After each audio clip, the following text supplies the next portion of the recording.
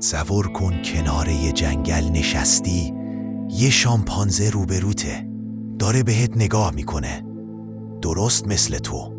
چشماش عمیقه، نگاهش دنبال چیزیه، انگار دنبال فهمه. حالا بشنو 98.8% DNA تو با اون یکیه، اما تو اینجایی داری با یه گوشی هوشمند به این ویدیو نگاه میکنی و اون هنوز داره با چوب و برگ بازی میکنه. پس چی شد؟ این 1% اختلاف ژنتیکی چه جادویی در خودش داره؟ اون 1% کوچیک شامل ژن‌هاییه که توی انسان جهش پیدا کردن. مثلا ژن ARH گپ 11B، یه ژن عجیب که باعث شده قشر مغز ما، همون قسمت مربوط به تفکر و تصمیم گیری، گسترش پیدا کنه. یا ژن فاکس P2 که به ما قدرت گفتار داد. بله، فقط ما میتونیم با زبان فکر کنیم، بنویسیم، شعر بگیم.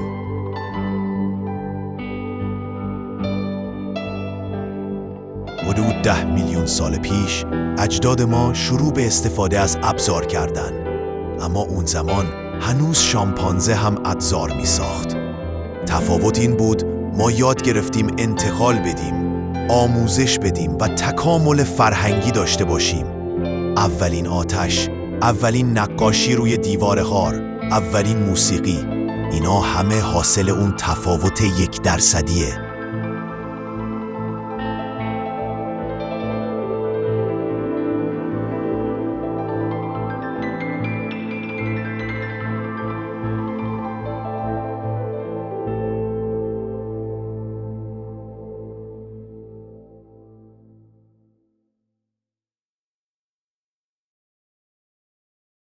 حالا به اطرافت نگاه کن.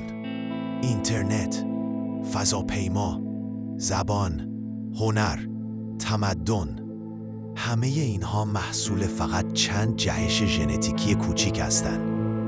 اما سوال بزرگتر هنوز باقیه.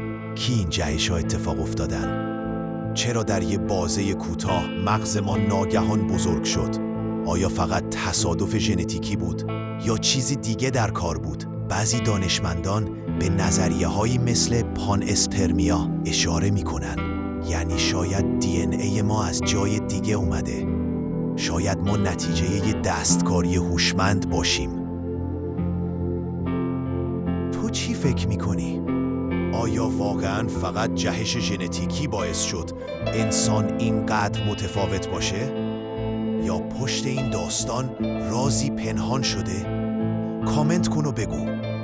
آیا ما فقط حیوانات تکامل یافته ایم یا چیزی فراتر از اون؟ اگر این داستان ذهن تو رو درگیر کرد، اونو برای کسی بفرست که همیشه دنبال جوابهای بزرگه. ما هنوز همه رازها رو نمیدونیم، ولی این تازه شروعشه.